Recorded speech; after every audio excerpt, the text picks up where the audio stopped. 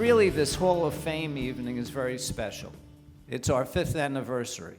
We started it in 2015, where we had the first inductions. Julie Budd was part of that. With this 5th annual one, it's a milestone. We go over 50 people have been inducted. It'll actually be 53 at the end of the evening. So certainly we can say proudly, Brooklyn. The late Yiddish actor Fivish Finkel was one of our inductees. I think he was in class of 215, was he? Was one of the 53. And he expressed it well, and go to the website if you ever want to see something really special. When he said in his acceptance comments that he told the producers in the old days, I'm Fivish Finkel and I'm Jewish. I can't say the accent the way he did it, but you can imagine. Whether you like it or not, he said that he told them that they could change the name of the movie, and with a twinkle in his eye and a smile, as you can imagine, on his face, that he would not change his name or who he was. He was proudly Jewish. You can watch each and every one of the previous Hall of Fame evenings on the website, and they're wonderful to watch. I took a look at a couple of them today, actually, a couple of minutes of them. And that's really thanks to JBS TV, who's here tonight again, and Mark Golub, who's the head of it, has been wonderful. And if you haven't gone to JBS, you really should. This is the only national network that speaks for the Jewish community. The programming is beyond belief, and they've been wonderful and really made a difference. So there's been a lot of discussion about anti-Semitism. I think overdone, but so be it. And I say the best antidote for that is to showcase the extraordinary people we have in our Jewish community, the difference they've made, because it's been extraordinary in the world. When you look at the contributions of those who've been inducted in the last few years, literally, it's touched the hearts of everybody. And we can see it as we've finished up the evenings and as we've listened to people. Get that message out worldwide, what a difference. Get it out in the communities, what a difference. That's what we really need to be talking about. We got started because, believe it or not, nobody was documenting the fact that more Jews from Brooklyn were contributing to society in all manner of things: society, culture, activism, civics, drama, entertainment, sports, comedy, you name it, they came out of Brooklyn and they were Jewish. And guess what? This is the greatest place on earth. I found myself cheering first from inside the circle, and then inevitably it was really important that this organization find its own voice and fly on its own and separately from the Brooklyn Historical Society. But I will tell you that in many, many respects, it was an inspiration for making the entire community of Brooklyn understand that the Brooklyn Historical Society is a place where we really care about communities' understanding and respect and value of their own histories. And so that's what this organization has done so beautifully, and we're very proud to be able to host this year after year. You know, everyone has come from lands near and far over the generations here in Brooklyn, and it's all come together. And we are a new thing. You know, where it's that the hyphen, the Jewish American, Muslim American. We could be Brooklyn Jew, Brooklyn Muslim, Brooklyn Russian.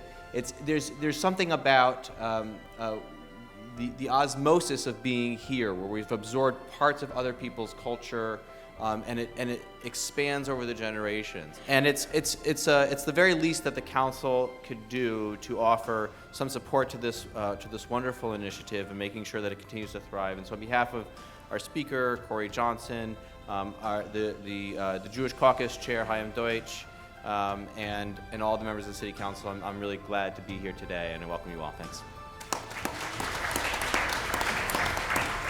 Hello, everybody. I'm Julie Budd, and I am a Brooklynite.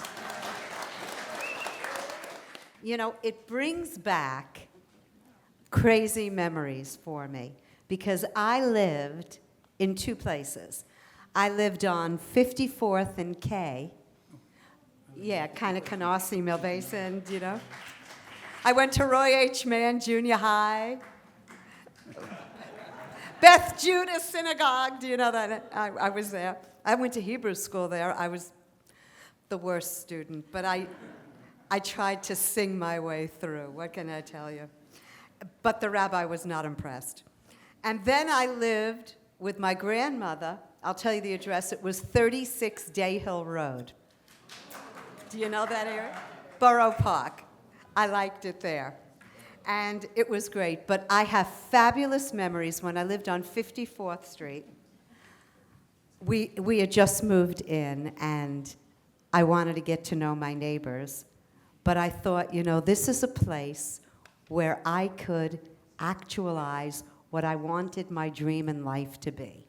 I wanted my life in music. I wanted my life in theater.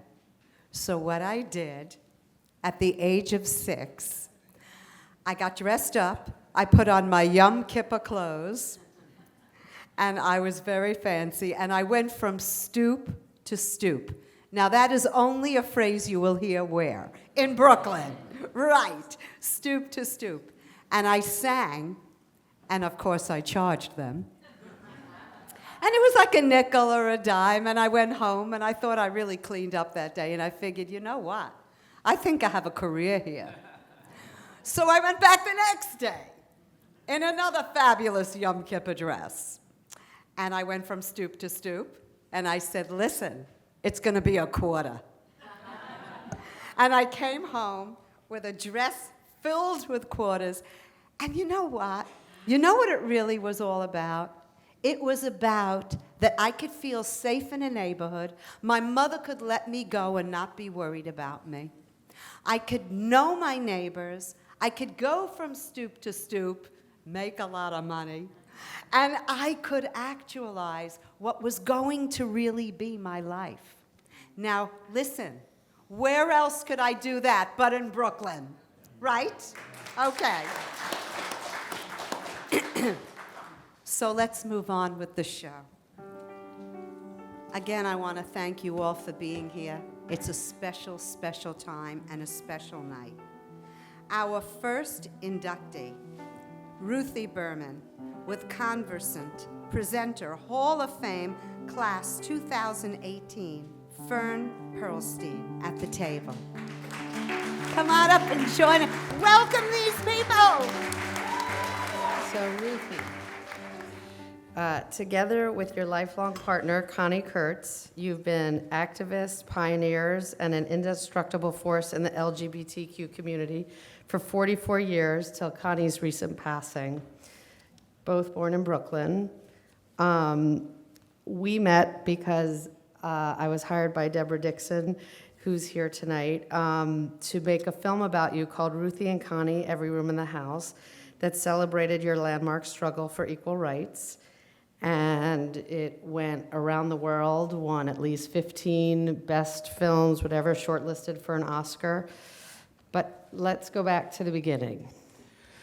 Well, Okay. the beginning for tonight is to show that I'm Jewish. I'm wearing a Hara bindle. And to tell you a story that wasn't in the film about me personally. Of course, I was in the 9SP. You know about the SP. And it was coming Christmas time and Hanukkah time.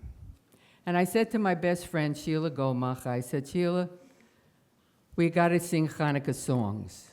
We're talking, I am 85 and a half years old, so you know when my 9th grade was. So I got together the 3 classes that were going to be in music, and I told the presidents, the boy and a girl president, no singing, no matter what the Mrs. Parkhill does, that first song, nobody sings. Mrs. Parkhill walks in, plays the first song, nobody sings. Plays it again, nobody sings. All right, what's going on here? I get up, I said, most of us are Jewish kids, and we want Hanukkah songs. She said, this is not the way to do it. I'm reporting you to the principal. I said, good, good. The principal was Jewish. My mother was an ultra-Orthodox person. She was physically handicapped. I knew I was a winner. I did have to do something of apology. Now, I will take out to lunch, not my friends who are here who know the story. Who guesses what song Mrs. Parkle played? Jingle bells. I take you to lunch. She played Jingle Bells. That's because he was in the same school I was. No fair. All right. Should we go to the next? Go to the next. Okay. So you went from being an activist in your own school to advocating for your students, and where you were voted Guidance Counselor of the Year. And then you and Connie successfully sued the New York State Board of Education. Tell us about it. Okay. When Connie and I, of blessed memory, came together, she had no health plan. Got it from the Workman's Circle. Look at that, 2 minutes. A Jewish woman has to be given time. All right. We went to the Workman's Circle, wasn't good enough. I said, you know what? I'm going to get an application and put her on my plan, and let's see what happens. Same thing like, Jingle Bells. And, of course, I got You're Not Married. And at exactly the same time, Lambda Legal Defense, who defends LGBT people, called me and said, we want you to sue the Board of Education for a health plan with 2 other couples. Well, we did. We won after 4 years. And not only that, Mayor Dinkins made it domestic partnership for all employees of New York City. So those of you... Hurry up, I got another question. Those of you sitting here who are not gay or lesbian could still take advantage of it if, listen, your kids don't want you to get married again. I'm going on. All right. They have won together so many awards and accolades that I can't even mention, including OLAC, Old Lesbians Organizing for Change, a national organization. But most recently, a bill in Congress was proposed in your name. Tell us. Okay. It's called the Ruthie and Connie LGBT Elders Law. For those letters to be put in to the Elders Law that's been around till 1964.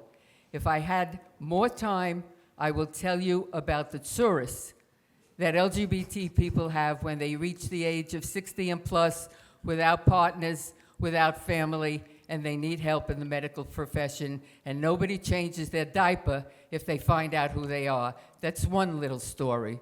So this is very important. I will certainly share it more if anybody wants at the end of the evening, and I want to thank my relatives and friends who are here, and my dearest, dearest camera person, Fern Perlstein.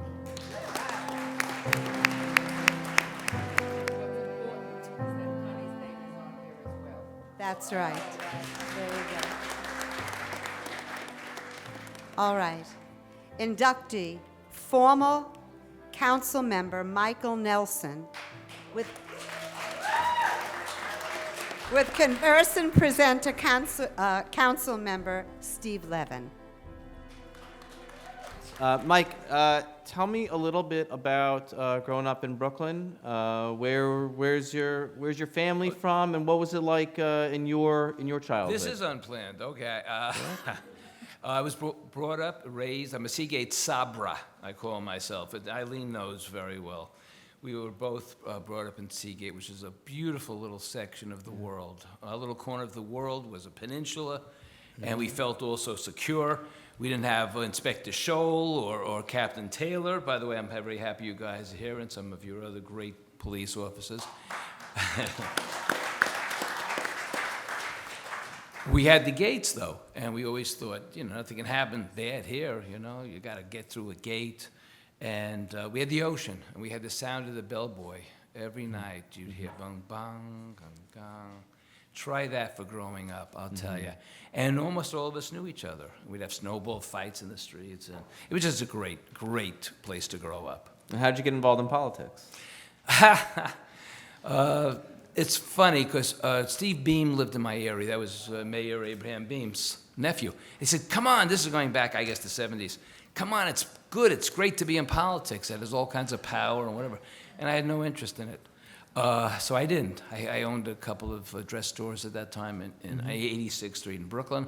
And I said, politics, pff, you know.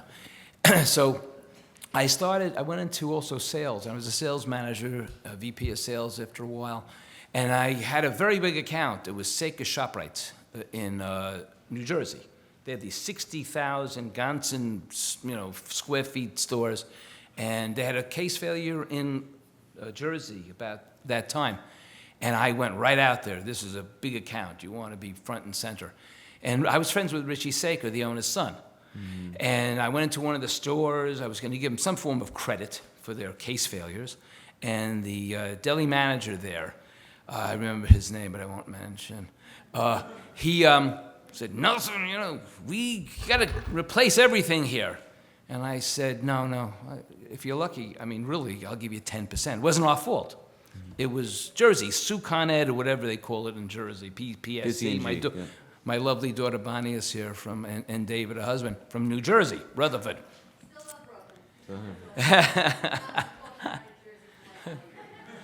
So he knew I was good friends with his boss's boss, and he looked at me. He was turning red, and he was like, his face got contorted. He said, Nelson, you're a good politician, Emmis. And having no real marketable skills, I thought that may be a career path. And that really was the start. I went to Geneviese's club, one of the greatest men on earth in Canarsie. Mm-hmm. Within the Thomas Jefferson Club. TJ right? Club, right. Yeah. And I grew up with Donnie Halpern, which some of you may remember, of blessed memory. And he was a state senator, one of the youngest ever elected. I think he was 22, I think. Okay. Doing law school before that, too. And I liked it. I represented him for free at night. Then he came to me and said, you know what, Chuck Schumer's seen you out there. And I hate to do it because you're working me for free, but he'll pay you. And Chuck was an assemblyman at the time? No, congressman. Congressman Just at the time. became a congressman recently, I guess. Well, with a few years. And I said, yeah, sure. Okay, thank you, Don. And I started working for Chuck at night, full-time, and he couldn't afford me full-time. So I just went night, and I just did something else during the day. And I parlayed that into, I became state senator, chief of staff to Carl Kruger, a state senator. And I went from there to an opening. Anthony Weiner, another name, don't laugh. Remember? Yep. He was, it begs jokes. Yes. He became the congressman. Yep. And his seat opened up. So I was being pushed, and I didn't have to be pushed too hard. And I just got into that race. And thank God I happened to win that race. And I spent 14 years on the city council and had the privilege of serving with you too, Stephen. This guy really is a good guy and really tries to do the right thing. Thanks. Stephen, thanks, Mike. Thank you. Our next inductee, everybody. Andy Statman with presenter, conversant BJHI, board member Ellen Levitt at table. I'm very honored to be interviewing Mr. Statman. Thank you. He is a multi-instrumentalist, boy, I wish I could say I was, who has mixed bluegrass and klezmer, Hasidic music, jazz, folk, R&B, rock and roll, I guess, too. Yeah, sure. Sure, and he's studied classical klezmer clarinet with Dave Tarras. This is a great thing. And he participates in Klez Camp. He was a guest performer on a Bella Fleck and the Flecktones album that won a Grammy Award, and is a National Heritage Fellow, and is from Brooklyn. So let's start. How has playing klezmer music impacted your life? Klezmer music is actually coming out of Hasidic music, and melody is really the king there. So it really gave me an enhanced my understanding of how to play melody and how to really get into a melody and play it well and have it be a meaningful thing. You play several instruments. I'm in awe of this, and they're in the strings and brass and winds families. Well, strings and woodwinds, yeah. Yeah, woodwinds. Why do you focus particularly on the mandolin and the clarinet? Well, one of them would be more than enough, because it takes hours of practice daily to be able to really play them. I was really interested in playing instruments because they were part of styles of music that I liked. So I was drawn to the mandolin because that was a pivotal instrument in bluegrass, and I was drawn to learning the way a number of really wonderful musicians played. And the same with clarinet. That's, to play klezmer music and other types of music, I got into clarinet. Want to tell us a little bit about playing with Jerry Garcia, Well, the Grateful Dead? that was, I don't know, does anyone here remember David Bromberg? Does anyone know David Bromberg? Okay. So I had met David back when I was about 15. I used to go down to Washington Square and play in the Village and things like that. So we'd known each other anyway. I was playing bluegrass then. I'd gotten out of bluegrass and gotten to playing certain types of jazz and rock and roll. I was playing saxophone. Anyway, to make a long story short, I ran into him. I sat in with him, just invited me to come down, and he put me on salary. So I was about 20, and I went from playing to local bands to playing with him in all these, opening up for Elton John, all these. And he was with Columbia then, so 1 minute left. So anyway, we recorded 3 days in the at Wally Heider's back in LA with the Grateful Dead. And then we did some trios with me and Jerry and David. It was a lot of fun. Did you ever go to one of the Grateful Dead Seders? No. Oh, okay. No, not for me. Just had to ask Not me. for me. It's okay. But thanks for asking. Thank you very much for Okay, it's gracing a our pleasure to stage. be here. Thank you. Cool. Thank you so much.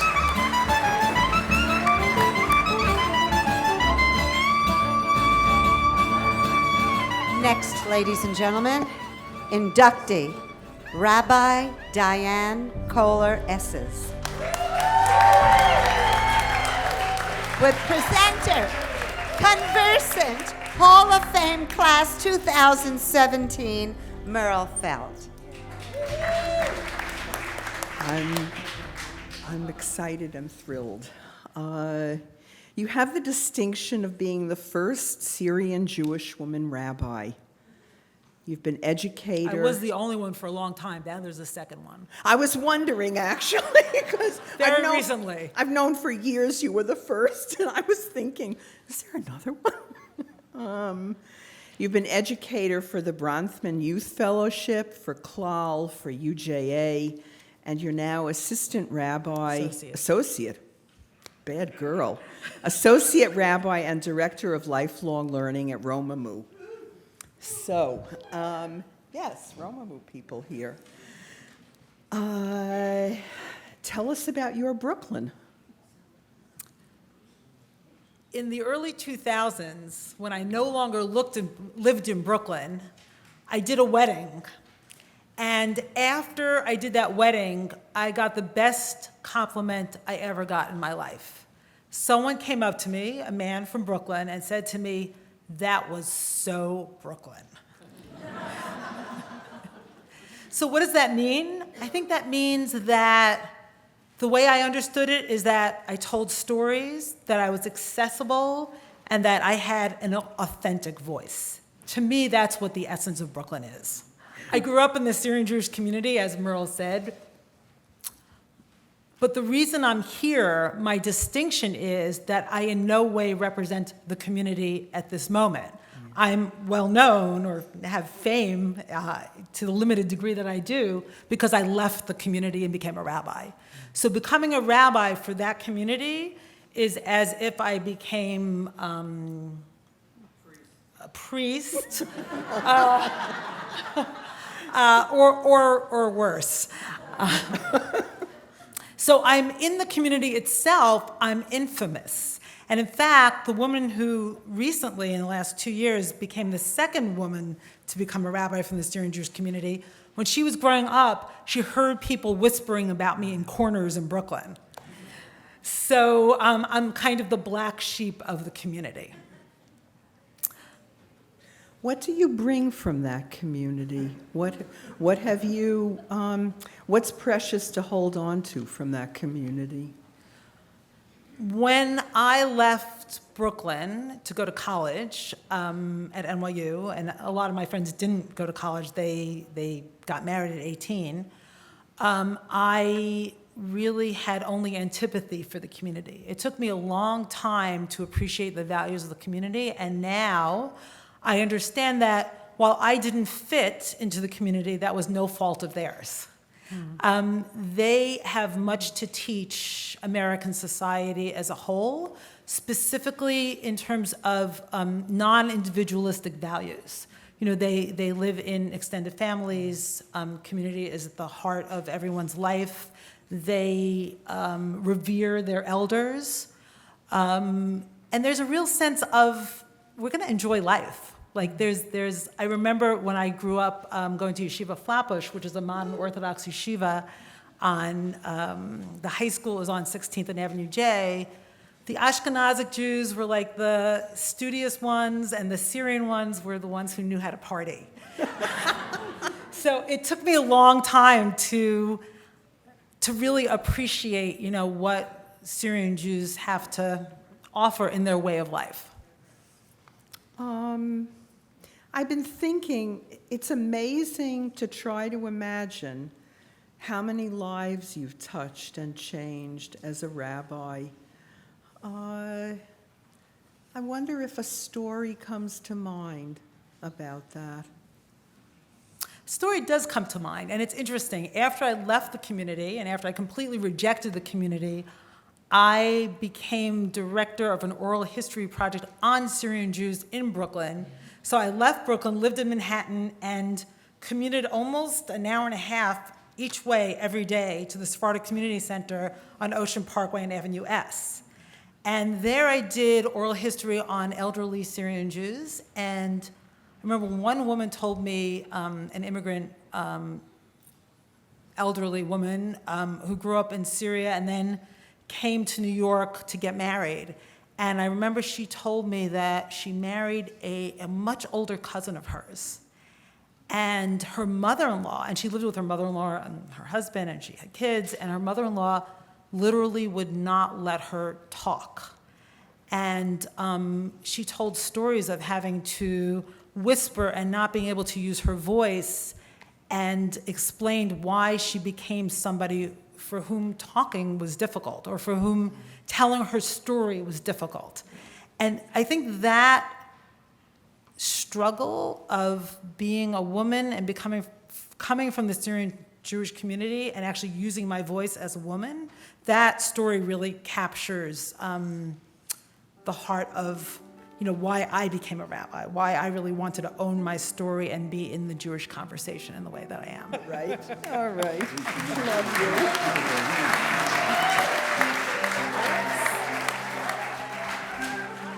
Our next group, inductee Joseph Dorinson, with presenter, conversant BJHI board member Ron Schweiger at the table. We have several tough acts to follow. I think so, Joe. Listen, we've known each other a little over 25 years. If you want to extend that, it's a little more than a quarter of a century. Yeah, we met at the Jackie Robinson conference. But I knew you before that. Yeah. Now you've coordinated. You were teacher of American history at Right. LIU. Right. I was chairman of the history department, and as a Jew with a social conscience and a background of activism, in fact, truth be told, I was in my mother's uterus when she was in prison for active union work in Jersey City. That's why I came to Brooklyn. We couldn't live in Jersey City. Brooklyn meant freedom, democracy, and union solidarity. Where did you live when you came to Brooklyn? I lived in Bensonhurst briefly. Then, in order to qualify for low-income housing projects in Williamsburg, the poorest section in Brooklyn, we had to move to the Lower East Side, and then we moved in 1939 to the Williamsburg housing projects, where I attended a secular Yiddish shul, and I learned Yiddish, and I got a Yiddish in the Shume from that, and I became addicted to Jewish humor. I've written a book about Jewish humor, and I've always idolized Jewish athletes. More about that later. Well, let me ask you something. Why have so many comedians come from Brooklyn? What's so funny about Brooklyn? That's an excellent question. Because of the water, which makes great bagels, the lox, Well, you know, the herring. Jews can't stay in jail because they eat Wait, lox. I didn't get to the point, punchline. Seltzer. Eli, the seltzer man. The seltzer gives you a spritz, which relieves the schwitz. And that's part of the Jewish experience. Well, that language is part of the American language now. Absolutely. Now, you mentioned about the water. Yes. Several years ago, we were in San Diego, Yeah. and we stopped for lunch in an Italian restaurant, and they had a sign at the top of the menu in big letters. We have the best pizza. We import our water from New York City. Right. It's true. True story. Frank Sinatra used to import his delicatessen and bagels from New York City, and he liked Brooklyn too. Just a couple of years ago, when Netanyahu was speaking at the United Nations, he was staying in a hotel in Manhattan, but he ordered food from the Pomegranate, the largest kosher supermarket in the United States, in Midwood, Brooklyn, to bring to his hotel. And he didn't get a boichvetik? I don't think so. Okay. I just want to mention, if I have time, I don't want the hook. 1 minute. That as a professor of history, I introduced the first course on the Holocaust, first Jewish history course at LIU, first African American course, that ties in with the Jackie Robinson, the first woman's course, and I believe that a teacher affects eternity. And in that case, I believe I made a contribution. Thank you, Ron. Thank you, Joe, very much. Congratulations. Our next inductee, Jerry Domershcik. With presenter Joseph Dorinson. You're going to be up there, yeah? When I was a kid, there were a lot of heroes. Today, we have a lot of anti-heroes. I grew up worshiping this gentleman because he came as a breath of fresh air during the scandals that plagued City College when basketball was Jewish. In fact, City College, according to Lenny Bruce, CCNY, stood for Circumcised Citizens of New York. Cohen's College, not Yiddish. Well, anyway, tell us, did you feel you were a role model growing up? Well, that's hard to say, but when I meet people, I grew up in Brooklyn. I was born in Brooklyn, but my formative years were in Brownsville, Brooklyn, not Brownsville, Texas, Brownsville, Brooklyn. And I meet people and they say to me, did you play on the Rimsters? That was an 11-year-old kid playing in a place called Betsy Ed Park or the HES. And they still remember it, and they say, I remember you playing with the Rimsters. And it was a well-known team for the age, and it comes back to me all the time. Tell us about Nat Holman, one of the immortals in basketball. Well, you got to be lucky, and I was lucky. City College had the prominent scandals, and I came into the team in my sophomore year. The week before the season starts, coach comes over to me and says to me, Jerry, here's what I'm going to do. You were captain of your high school team. You were captain of our freshman team. I'm making you captain of the varsity. Here I was a sophomore. And I said, making me captain of the varsity. I said, why did he do this? Smart man. Because nobody wanted to know about City College basketball. They heard about a sophomore captain. All the writers came down. They wanted to know, who's this guy? What's it all about? And we got a lot of press, a lot of print. And ever since then, everybody called me the captain from City College. Always. I was a 3-time captain. Nobody ever did that before. So the press was very much interested. And that was a very interesting man. I was lucky. I was taught by a lot of great men. When I went down to Milwaukee, I had another great man named Willie Red Holzman, and I didn't speak to him for 10, 15, I don't know how long. One year, my son has a bad knee, very bad. I go to a local orthopedist, he says he has to operate. I said, the kid's 11 years old. I call up Brett. Haven't spoken to him in 11 years. I said, Brett, I need a favor. He said, what is it? I said, my son has a bad knee. I'd like to see Dr. Nicholas, who was the Nick's physician. Call you back. Calls me back in 10 minutes. I had an appointment at the Lenox Hill Hospital to see Dr. Nicholas. That's the kind of people that you run into in basketball. And basketball was a Jewish game at the time. In 1933-34, at that time, there was a team playing for St. John's. St. John's is a Catholic school under the Diocese of New York City.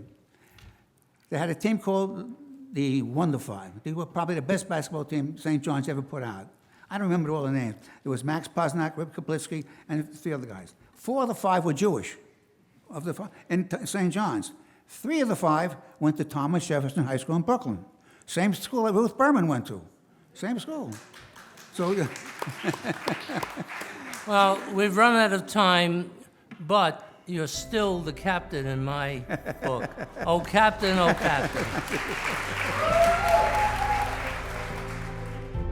Our next inductee, everybody, is Rabbi Hara Parson with presenter conversant Rita Schwartz. This is a little odd because I've known Hara since she was 5. The next thing I know, she was, several people here went to yeshivas and stuff. Hara went to St. Anne's Episcopal School across the street with my daughter. And the next thing I know, they went through all the 12 grades together. They went through bat mitzvah classes and bat mitzvahs together and graduated high school together. And the next thing, she was before my daughter's wedding. It was very odd to see this kid doing things like that. But you come from Brooklyn. Well, how did you become a rabbi, Hara? Oh, that is a really long story. Yeah, you were supposed to be a photographer, right? Okay, the short version is I was working at the Brooklyn Heights. I was in art school. I was getting a master's in fine arts. And I was working at the Brooklyn Heights Synagogue.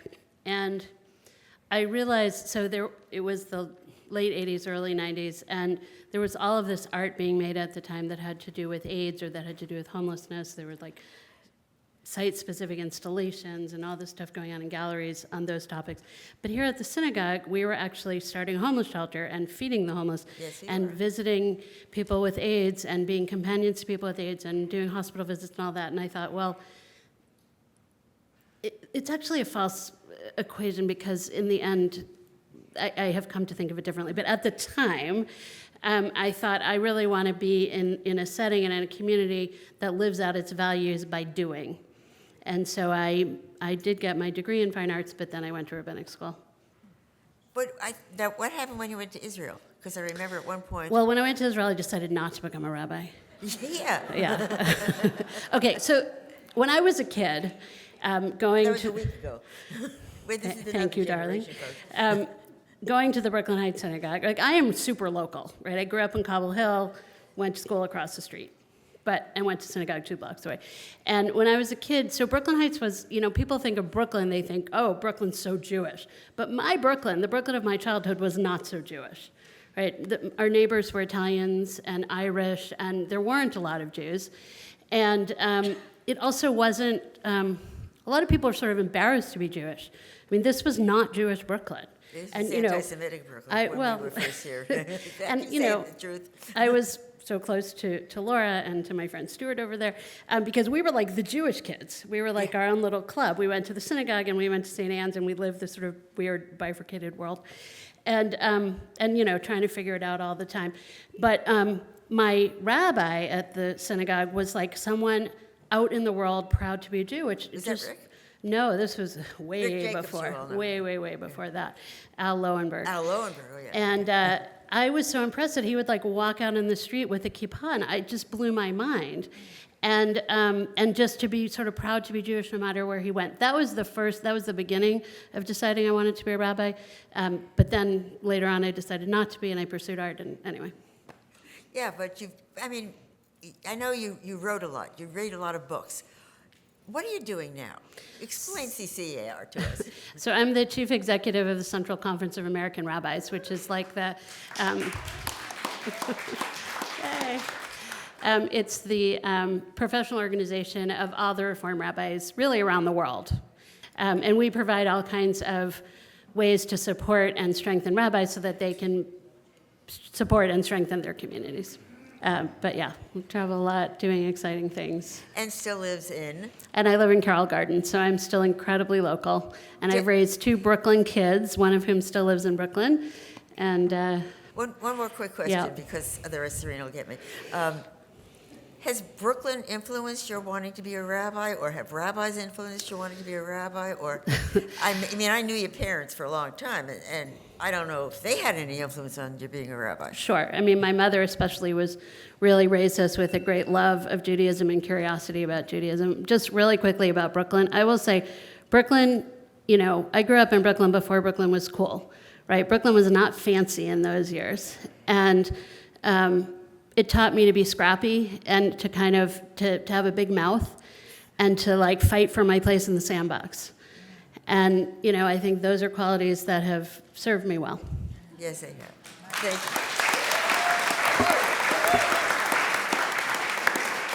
Thank you, Rita. Our next inductee, Yavilah McCoy, with presenter conversant Merle Feld.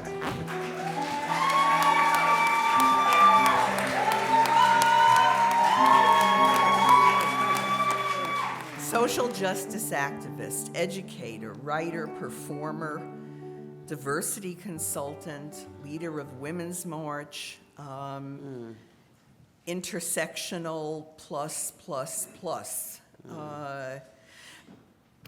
Why don't we start with, what did you love about being a kid in Brooklyn? So I think I must start by saying that my experience in Brooklyn began with the experience of my ancestors, and that everything that I am today is because of 3 generations of Jews of color that lived in Brooklyn and found their place and found their voice.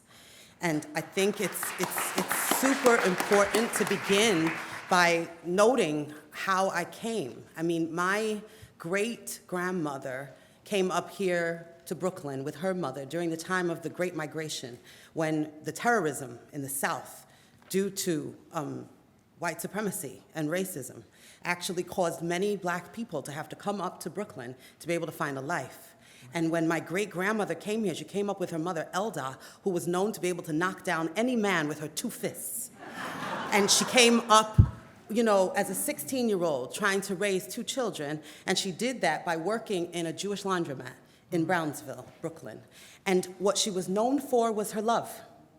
Even though she had little, everyone in Brooklyn knew you could come to my grandmother's house, get something out of her big pot, and she would feed you, and she would love you, and most important, you would leave her presence with your dignity intact. No matter what you said to her, she would leave you with, and you are still good. Oh, baby, right? And so that thing, that ability to love and to look into another human being and to be able to see their humanity started many generations ago. And it passed down across generations in my family.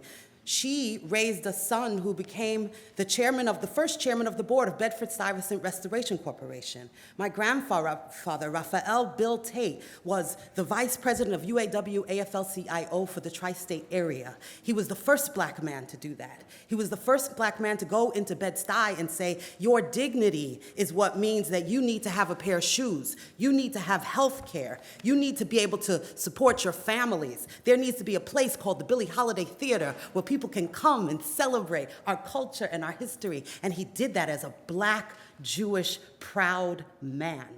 And so when all of that went down, what happens when a Yavilah McCoy comes and stands on the shoulders of all of that? I had to find my place by saying, no matter what happens to me, no matter what I do in my life, I will always be walking in the shadow of my ancestors. And my mother and father raised me in Brooklyn, Crown Heights, and East Flatbush, and I went to school every day, and there was a big sign over in the front of my basement classroom that said, Da lifnei mi ata omed, Da lifnei mi at omed, because feminine is, and bringing the woman into it also was a part of my journey. And I learned that to stand in front of another human being and to recognize their dignity was a part of what I would be doing for the rest of my life. And so I started there in that classroom, recognizing that I am God, that you are God, and as a result, we have to treat each other as if we carry a piece of God inside of ourselves. And it took me into the work of diversity, equity, and inclusion, where I did what my grandmother and my great-grandmother and my grandfather and my mother, who is here tonight, taught me, which is to see the dignity of others and to recover the deepest sense of our humanity by making sure that we have equality, by making sure that we have equity, by making sure that everyone has health care, by making sure that there's no school-to-prison pipeline, by making sure that we can all vote, by making sure that we are not massively incarcerated, by making sure that all of these things are part of what we mean when I say, you are mine and I am yours. And I learned that in Brooklyn. So the last thing I want to say about Brooklyn is that in the community that I lived in East Flatbush, there's a woman called Mama Charlie. Now, you may not know what I'm talking about when I say this, but how did she get to be Mama Charlie? Because this was a woman who had mental health issues. She would wander around our Canarsie, East Flatbush neighborhood, and she had 10 dogs. And she would always be running behind these dogs going, Charlie, Charlie, Charlie, right? Notice the awe. Charlie, yes? So when I was a little kid, I was 6, I would, what is this woman bedraggled running around the community? How come nobody's making her stop? And what we learned is that, and what my parents and my neighbors all said is because when she comes down the street, everybody opens their door. And she's able to come in and sit down and eat. And despite how she looks and despite her 10 dogs, people take her in. And so she doesn't have to be in an institution because the community cares for her. Learning that Brooklyn can be a place where people care for each other, where we knew if you did something, somebody was going to tell your mother, where you could stay out till late at night because it was safe, because all you were doing was playing double dutch and hitting handball. Those kind of things are the Brooklyn that I remember. And you can take the girl out of Brooklyn, but you can't take the Brooklyn out the girl. And this girl carries Brooklyn. I carry Brooklyn, and I'm proud of it. I'm so, so proud of it.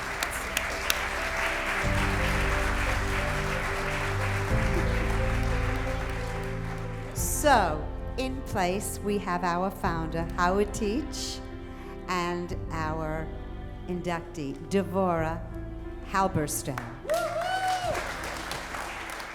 So this is like the Yiddish word bashet, that I It should is, be but sitting say here. that. This is, You have to be careful to stay with your friends. This is a dear friend who I met many years ago through your son Ari, actually, who was one of the most wonderful people you could imagine at age 16, who was the first taken out by a terrorist. I mean, it's the only way we can say it.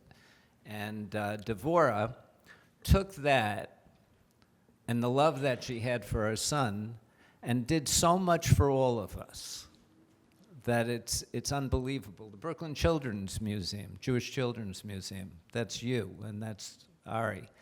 She raised a family that you can't even believe, the children, the grandchildren now that she has. And the fight that she has undertaken, that's why the police are, are represented, and the awards that you've gotten in terms of your standing up for justice and standing up for the right way of doing things. Tell us a little about it. So my son Ari was murdered very, very close to here on the Brooklyn Bridge, on the Brooklyn Bridge shooting, which I'm sure everybody in this room knows about.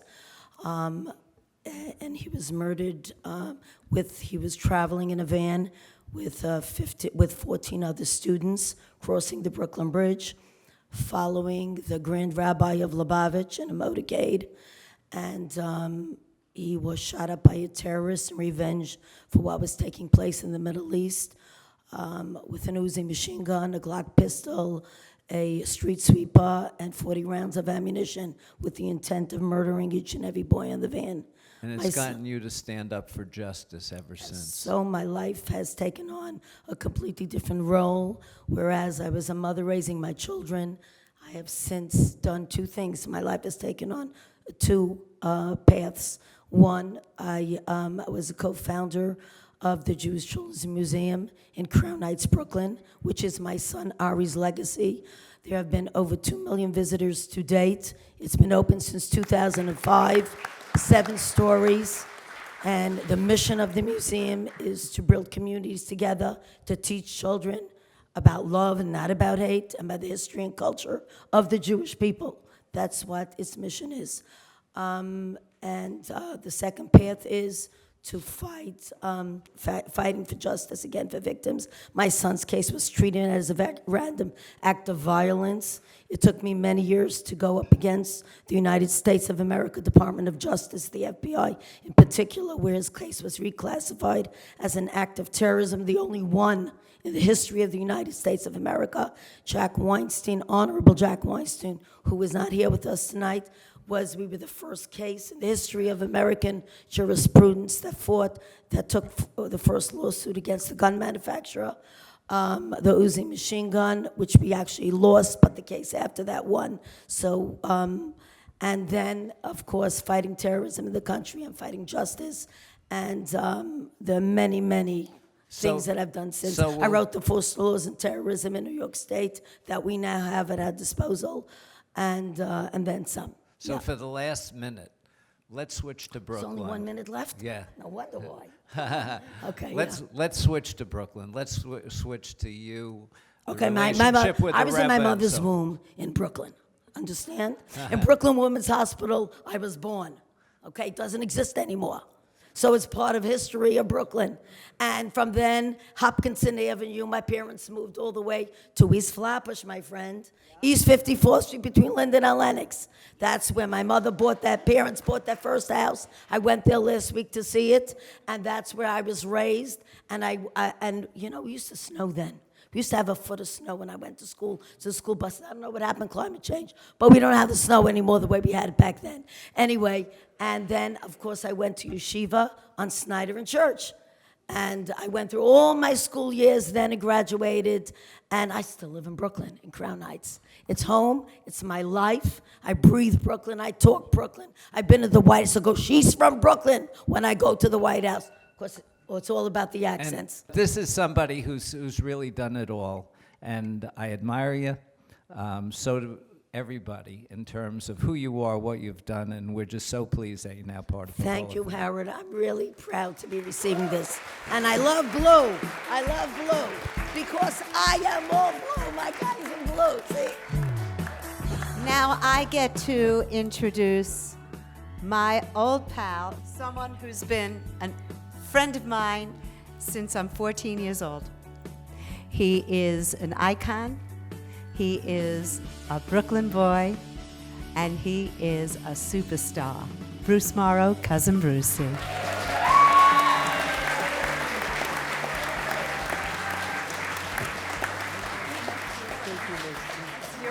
That's yours, Brucie. Hey, honey, how are you? So I walk in, and the first thing everybody says to me, we know where he got his bar mitzvah suit. That's like the big talk. Where you got your bar mitzvah suit? Fields Brothers. Fields! Kings Highway. I owe Brooklyn. You want to ask a question? Or I'm just going to go. No, you go. You All go right. ahead. Brooklyn, I owe Brooklyn everything. I really Do do. you? Growing up in Brooklyn offers the most amazing humanistic opportunity ever granted anybody. Yeah. My street, we talk about Jewishness, we talk Sure. about Catholics, we talk about black experience. My block, I think, was very indicative of people that grew up. We had everybody. We had the Iannucci's, the Goldbergs, the Meyrowitzes, which was my family name, by the way. Was that? Yeah, Meyrowitz. Yeah. As I grew older, I couldn't spell it, so I had to change it to Morrow. We had Spanish people. We had people from Islam. We had everybody. It was a mix. And what I learned quickly, Julie, and I know you understand this, is I guess that whole experience growing up in that neighborhood, Flatbush, on my block, East 26th, V&W, right? Sure. I went to PS 206, the Madison High School. I went to 203. Yeah, well, 206. So I got you by 3. That's right. We learned that everybody had something alike. Yeah. We were all alike. We all had the same worries. We worried about homework, worried about if we get our allowances. We worried about our parents, Yeah. about illnesses, our relatives. And we realized as you were getting older, gosh, we are so much alike, all of us. It didn't matter if you were Jewish or Italian, right? Yeah. Spanish, That's right. black, That's red, right. white, anything, right? All that counted in those days were what you were like. Can you hit a stickball 2.5 sewers? That's all that counted. But I was the 2.5 sewer man. Well. Yep. Every sewer was 50 feet apart. And we used to get a stickball, right? Or borrow our parents, right? How many sewers? You did probably 3. I never hit 3. I couldn't do it. I wasn't that talented. But what I'm trying to say is that growing up in Brooklyn offered the best opportunity of being a human being. That's right. And no matter where you go in the world, ladies and gentlemen, my cousins, the most beautiful part is that you have this human feeling, a heart. And you know when you look in somebody's eyes, if they're a good guy or a bad guy or a 3 sewer man. But you know what, Brucie? I think it really does mold you, as you say. And as it did so many people here, quickly, if you were going to speak to the young Bruce today, that kid who had dreams of doing all those things that you did with your career, what would you say to that boy today? What would you say? What would you impart on him? I love that. That's beautiful, Yeah. beautiful question. Yeah. I'd say to him, live that dream. And by the way, I do say this to people on the air all the time. I say, live that dream. Never let anybody get in your way, right? Live it, go after it, and just do it. And if you really want it in your heart, you'll have the backing because you want it just strong. And Brooklyn strong, there's nobody stronger than we are. We are Brooklyn, and I'll tell you, we have something in our backbones, right, that nobody has in the world. It's when you very meet somebody special. from Brooklyn, Yeah. or anywhere in the world, and I don't care who they are, you don't know who they are, they look in each other's eyes and they say to me, Brooklyn? Yeah. And we hug. Something about us, it might be the water, like you said before, I don't know what, but there's something about us that has that magnificent, wonderful feeling of being a great human being. I love Brooklyn. We all love you, and thank you for being here tonight. Thank you, everybody, all of our people here, and thank you for being here tonight.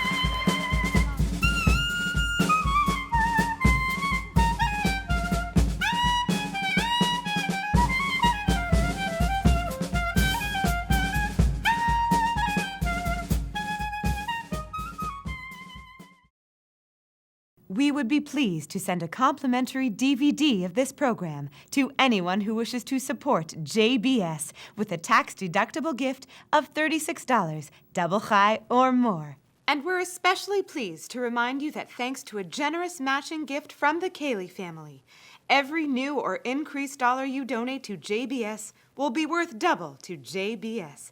Simply visit the JBS website at jbstv.org and click on the Donate button to make a donation by PayPal or your credit card. And please, indicate the program for which you would like a DVD. Or you can send your tax-deductible check to JBS, P.O. Box 180, Riverdale Station, Bronx, New York, 10471. And again, please remember to indicate which program you would like to receive with our compliments. And we thank you for your kind support.